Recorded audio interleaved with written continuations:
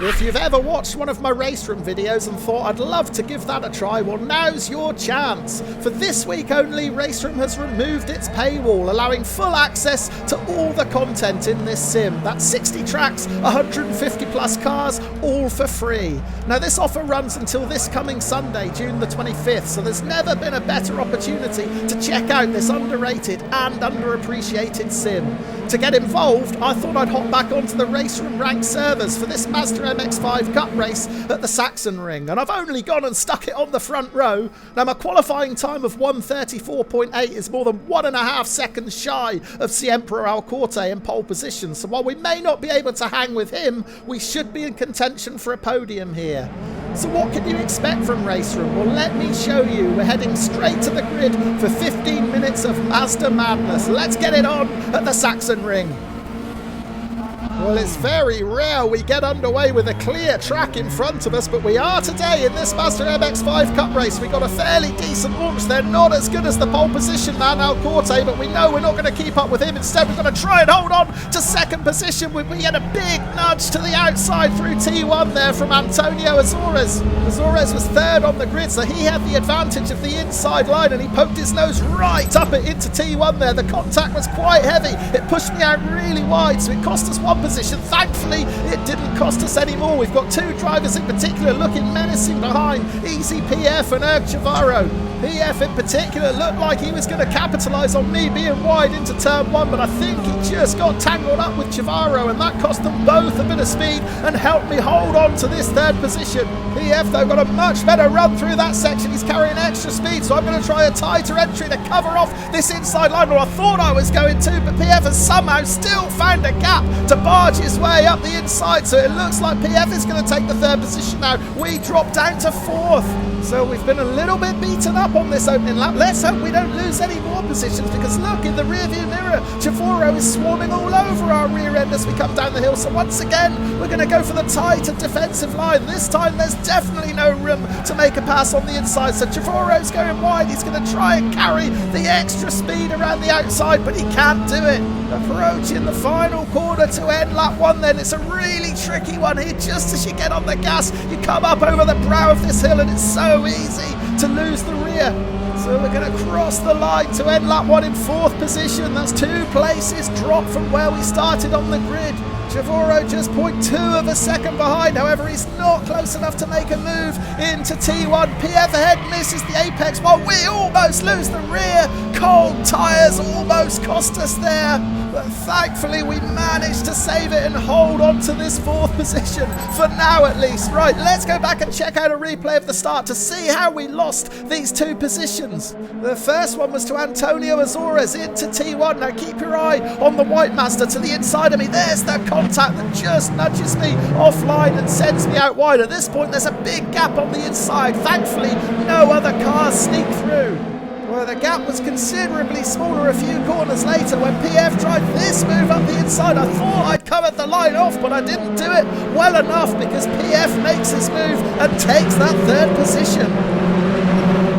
Well, unfortunately, I wasn't able to hold on to fourth for very long either. Watch PF in front. He's going to make a mistake exiting this corner, and I'm going to do exactly the same. PF out onto the gravel because he got on the gas too early, and I follow him in there. Talk about a prime example of target fixation. But anyway, I'm down on speed, and it's going to allow Chavarro to attack. Well, he gives us a little tap from behind just as we were turning into that left-hander. That pushes me out a little bit wider than I would have liked, and that opens the door for Chavarro to take fourth position and drop me down to fifth. So we're going to fast forward a couple of laps later. I wasn't able to get back past Chavarro, but I stayed as close as I possibly could to try and wait for a mistake, and then it came at the penultimate turn. Chavarro just missed the apex. It cost him a lot of speed, and it's allowed us to put him under some real pressure through the final turn. We come up over the brow of the hill again, really cautious on the throttle. We don't want to lose the rear, but we're in a really good position now. We're going to pick up a bit of toe down this start-finish straight. We move to the inside. Can we get the job done? Can we snatch this fourth position back into the first corner? Oh no, we can't. Look, Chavarro closes the door firmly shut. I thought I'd done enough to make that inside line my own, but boy, did that gap disappear rapidly as we went through that first turn. So we've got to tuck back in behind Chavarro again and come up with another plan. But definitely feel like I've got the extra pace, but it's just finding a way through around this tight and twisty Sachsenring circuit. We're quick through this section, we're right on his tail. Can we get a better drive out and maybe make that move up the inside into this upcoming left-hander? I don't know if we're going to be close enough, but if there's half a chance, I think we need to go for it because PF is starting to make a break for it. We're going to try and stick our nose up the inside again. The door gets shut. I didn't want to get my nose chopped off there, so I did back out. I'm trying to hold the inside line, but once again, Chavarro just gets to the apex first. He's holding on to this 4th position for now, but we're putting him under all sorts of pressure here. Let's go back and check out the replay to see some of the highlights. I mean, I tried a few different things over the last couple of laps, poking my nose up the inside to try and force an opening, but I just couldn't do it. Well, at the halfway point of the race, I'm going to make it even harder for myself. Remember earlier in the video when I said how tricky the brow of this hill was? This is what happens when you get on the gas a little bit too early. The rear steps out and it sends you towards the pit lane wall. Luckily, I just missed it. Now, in total, that cost me about 1.5 seconds. So I spent the next lap trying to reel Chavarro in. Now, I'm going to get a bit of a helping hand from PF here because Chavarro's caught up with him and they're going to start battling, and that is going to slow both of them down. So this is my opportunity to bridge that gap. And look at Chavarro, he's trying to move up the inside into T1. He wants that 3rd position. He's going to get it too because PF has missed the apex completely. Plenty of room for Chavarro to get through there. PF is completely out of shape and we are reeling him in rapidly here. Okay, we are right back in contention now. We've got 5 minutes of the race left, so there's still plenty of time to get back into a podium position here. And if I can just square off this turn early, I might be able to tuck it up the inside of PF. It's a bold move. Can we make it stick? Yes, we can. Well, I said how difficult it was to pass around this circuit. Sometimes you just got to be a bit forceful, and that was what I did there. So we're up into 4th position. We're right on the tail of Chavarro. He's a little bit wide through there. That's going to give us a much better run. Can we challenge Chavarro now? Another quick switch to the inside. Can we make this stick up the inside? Incredible. Yes, we have. We've taken 2 positions in the space of a few corners and gone from 5th to 3rd place. Well, they were both risky moves, but I thought the risk was worth taking, and thankfully it has paid off. Right, we need to hold firm here. We don't want to give Chavarro the opportunity to fight back, and he gives us a big tap from behind. Again, that unsettled us, but thankfully we managed to hold on to it. So we've got 3rd position for now, but Chavarro isn't going to go down without a fight here. He is getting stuck in. He's all over the rear end of us as we come up over the brow of the hill to finish the lap. So I'm going to stay on this inside line. If he wants to pass me, he's going to have to go out wide. That's exactly what he's going to do. So we need to hold this inside line. Hopefully there won't be a way around for him. And there isn't, but he gives us another big whack from behind. That's the 3rd one. Once again, we managed to hold on to it. But let's go back and check out the replay of these 2 overtakes.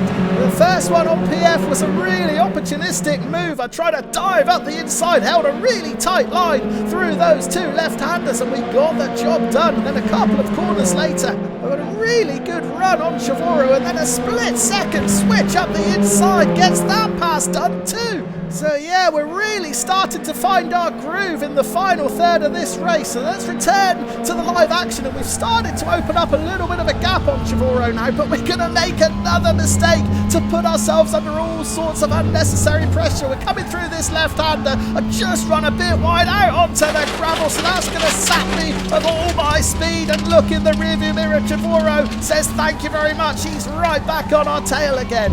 So these final couple of minutes aren't going to be easy. Let's jump forward to the end of the lap, through the final turn. Look in the rearview mirror. Chavarro's still all over us. It's going to be a carbon copy of the previous lap. He moves out a little bit earlier this time, but again, I'm going to take the defensive line. Once again, I'm challenging him to go around the outside. We're side by side now as we approach the braking point. Hard on the brakes. Can we hold this inside line again? We're still side by side. He is going to try and carry it around the outside. He's going to have the inside here. We're just about ahead still, but he's not giving it up though. He's trying to squeeze it up the inside. I try and give him room, but that sends me out onto the grass. That's going to run me in hot into the right hander. Oh, the rear stepping out. We're going to lose it, are we? No, we just about hold on to it. Yellow flags are out. Oh no, Chavarro's gone. Well, it all got a bit messy there, and we've lost Chavarro. Right, let's check out the replay to see if we can get to the bottom of what happened. Turn 1 then, I'm on the inside line defending. Chivoro's going to take the wider outside line to try and hold on to the inside line down here. At this point I thought I was ahead, but I suddenly see Chivoro's nose. He's coming over to the inside for the next corner. That forces me to try and give him the room to avoid contact, which sends me onto the grass. Then when I'm back on, I've got dirty tyres. I get a bit of a slide on and it looks like there was a bit of contact. On board with Chivoro. We can see I'm just about a car's length ahead, but he's tucking his nose up the inside. I try and give him room to get through safely. I'm out onto the grass and then, yeah, just get a bit of a slide on. And that means I can't leave him the space that I would have liked to, and it chops his nose off. He's out onto the grass. What a disappointing end to this battle. We've been fighting really hard for the majority of this race. There's been contact on more than one occasion, so I guess it was inevitable that it was going to end like that. Through the final corner then for the last time. The checkered flag is already out. Alcorte has won this race. He has absolutely dominated this field. Azores takes second place and we're going to cross the line to take the final podium position in third. Really entertaining race. Let's check out the classified results then, and we can see Chivoro rejoined and managed to finish in fifth behind Andre Pajares.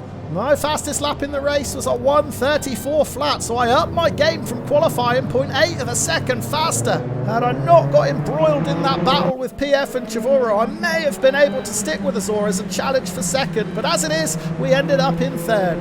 Well, I hope this has whetted your appetite to download RaceRoom and give it a try. As I said at the start of the video, all content is free to try until this Sunday, June the 25th. So if you download it, you'll be able to see everything that RaceRoom has to offer. And if you like what you see, as soon as the free trial ends, the summer sale starts. So you'll be able to get whatever content you want, cars, tracks, or bundles, all at heavily discounted prices. It's a great time to check out this sim. Good luck, and I hope you enjoy it.